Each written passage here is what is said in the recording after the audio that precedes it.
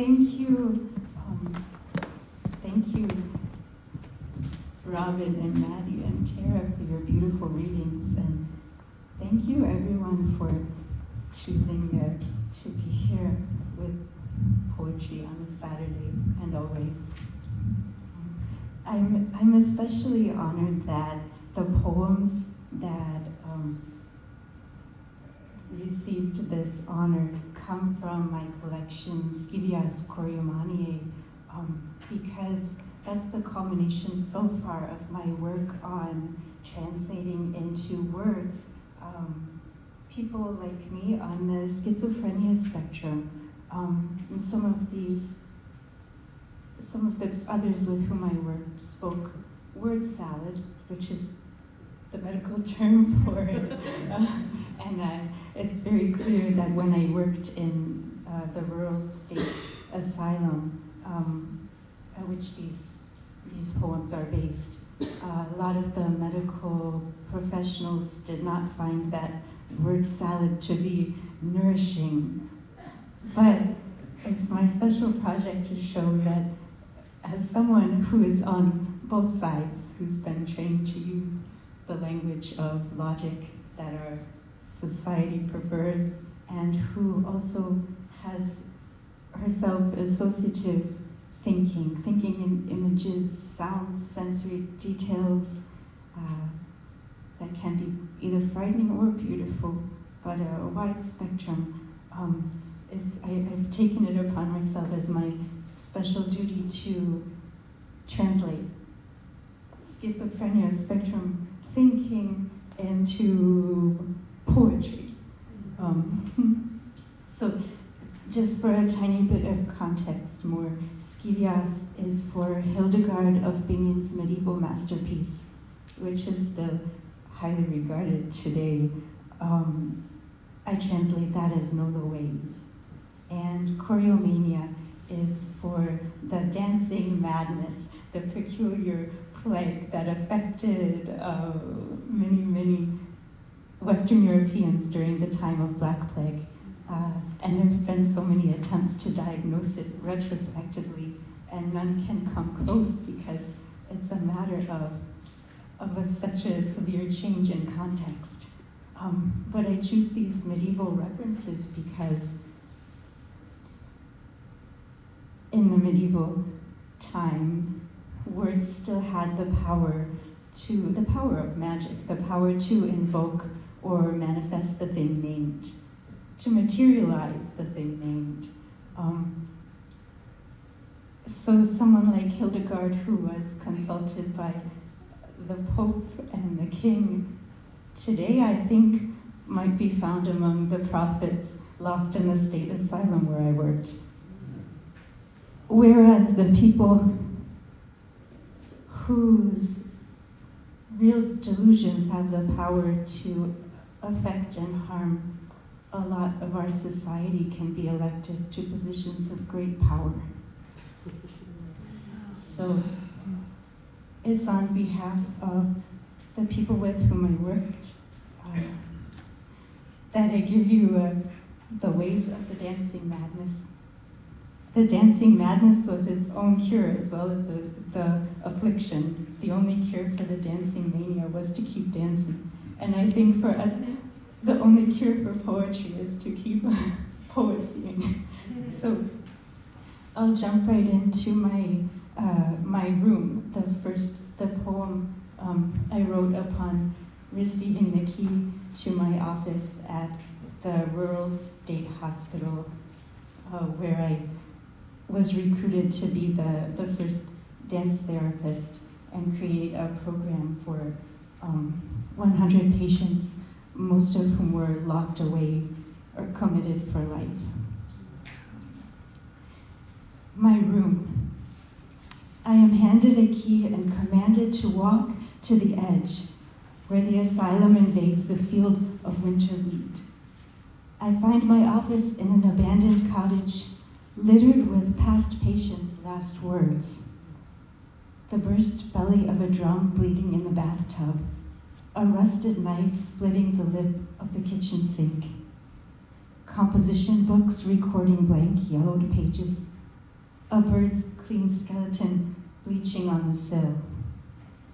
Bare and dusty from preparing dance therapy, my feet graze the surface of the forgotten cemetery. Underneath the main grounds, the morgue is numb with preserved tongues and orbitoclasts for lobotomy. Underneath my desk, where I doze with the snake who nests in my brain, rest the bones of the hospital's unnamed dead. It is disrespectful to sleep over the stones of the insane without dreaming our dreams.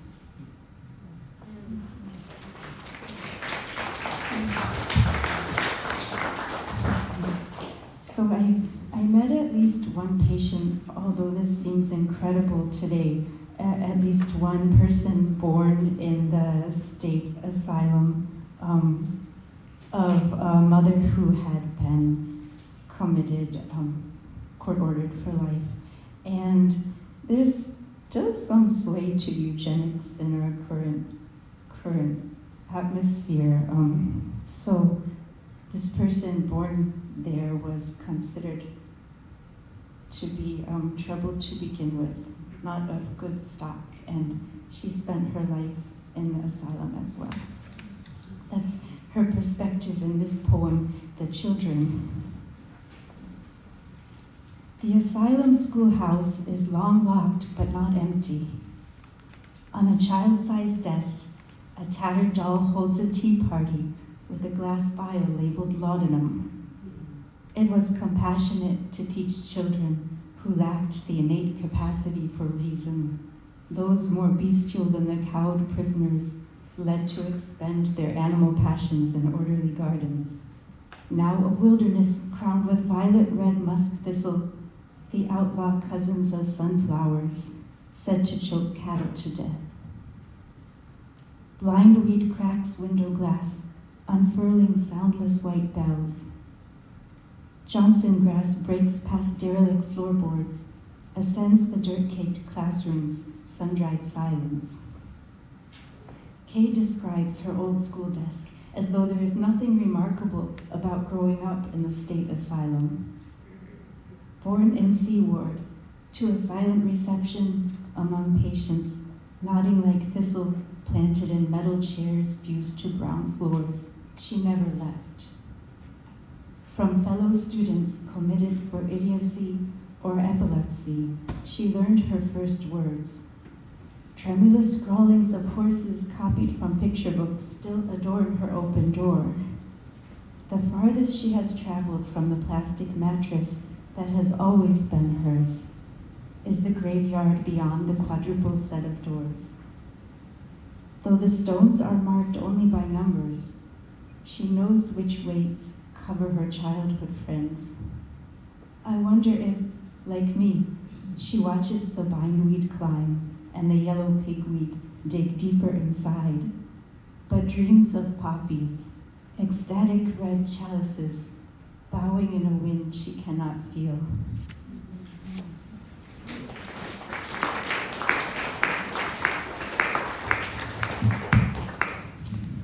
I have another very sad one.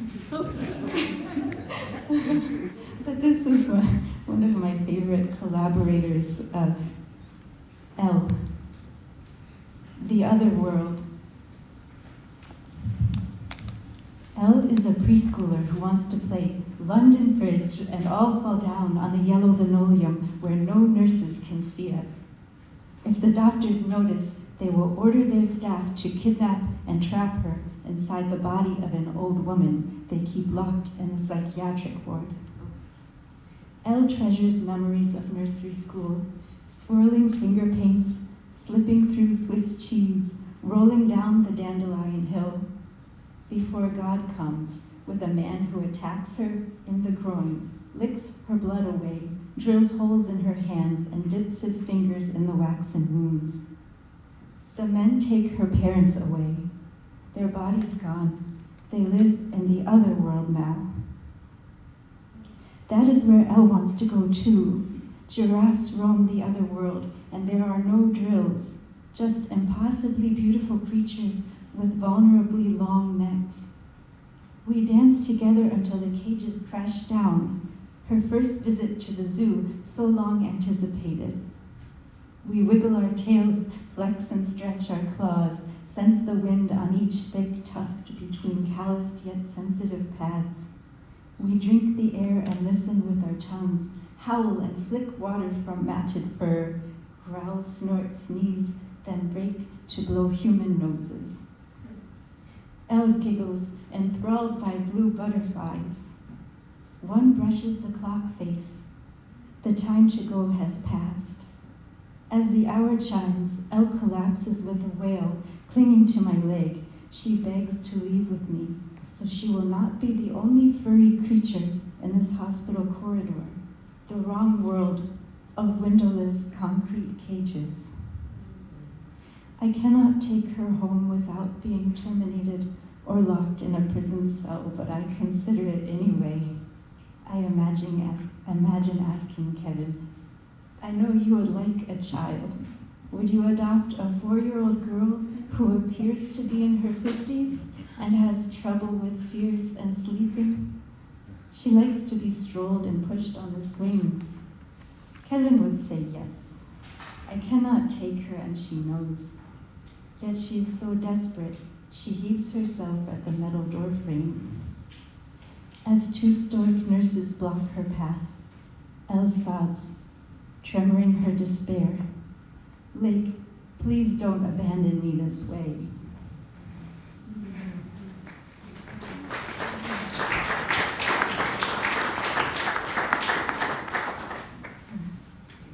Something a little less solemn. This comes from the poem Stomach, God, Glove, and Fruit is one that especially contributes to my current project.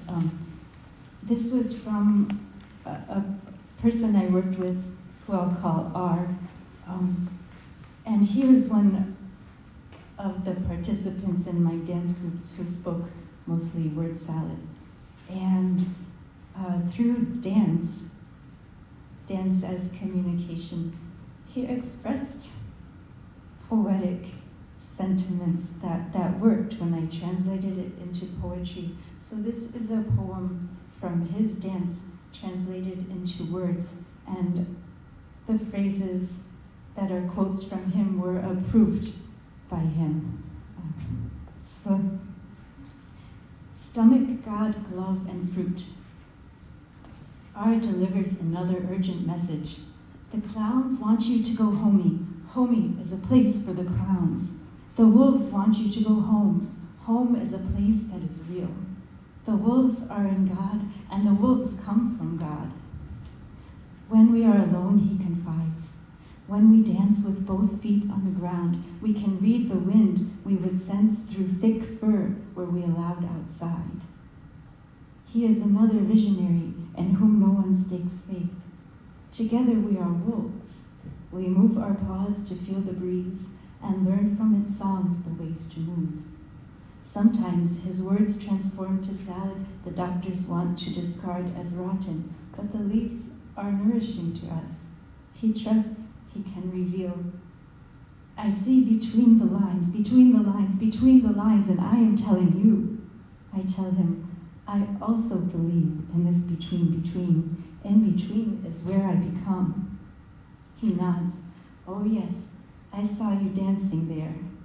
We recognize ourselves, and he makes a painting of my movements he calls stomach, God, glove, and fruit. In the floating stomach glows a fruit. The fruit grows its own tree from the inside out. God reaches in and twists that tree with a glove. I too find it painful.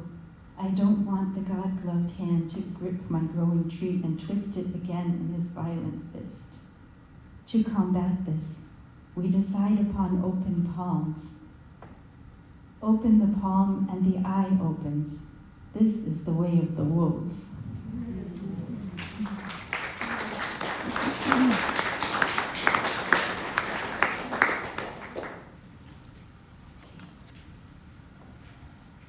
I'll read the chaplain next.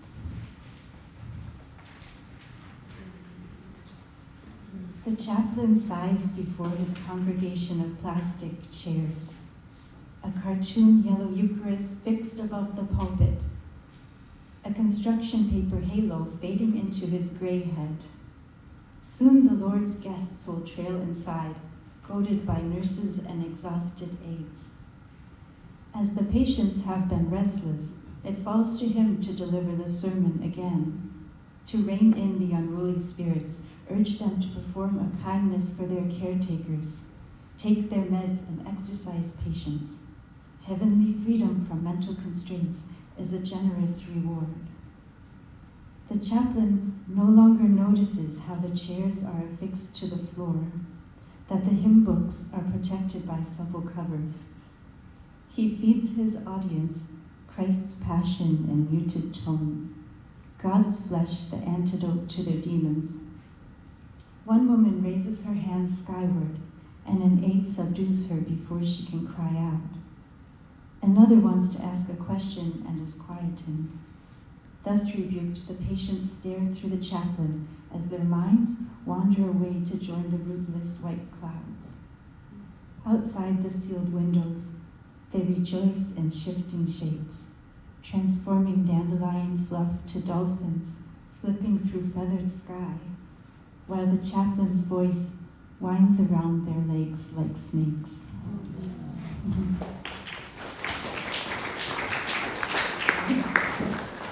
It's a very tiny poem, offers a different perspective. It's called Votive. The figure of God's mother appears to me in plastic, in miniature. What does it mean to be fleshless, to be permanent, to be unable to bend or to move on your own? Then the dog of fire kisses my eyes open. His gentle tail betrays the Son of God unfolded, multiplied. God was schizophrenic like me, multiple like me. That was before God was a man, when God still had a mother.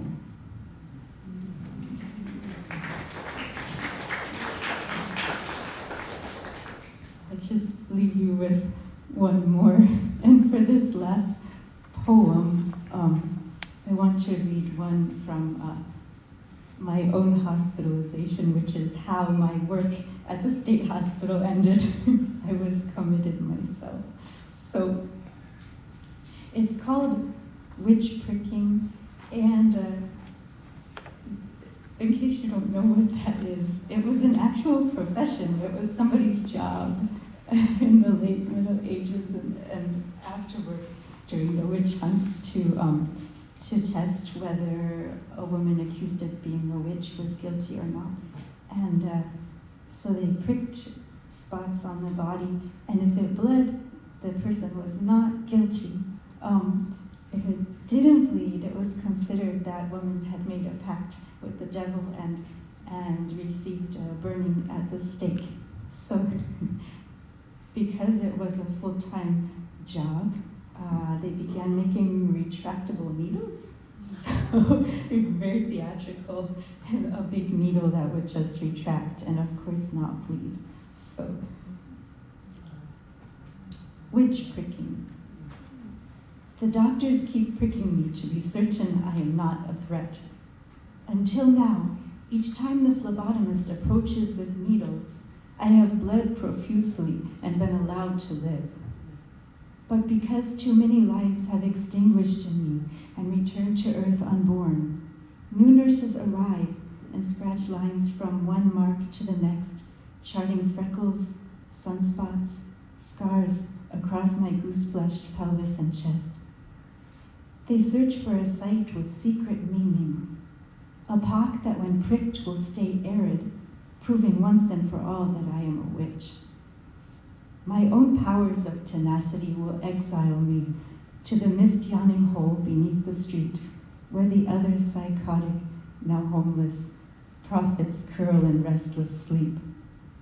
The mad doctors who have inscribed their names on the white bands around my wrists prick to ascertain whether I am possessed by anyone else. On that inevitable day, when I open my mouth and no more blood trickles out. Only these clean words will spill, condemning us. Thank you.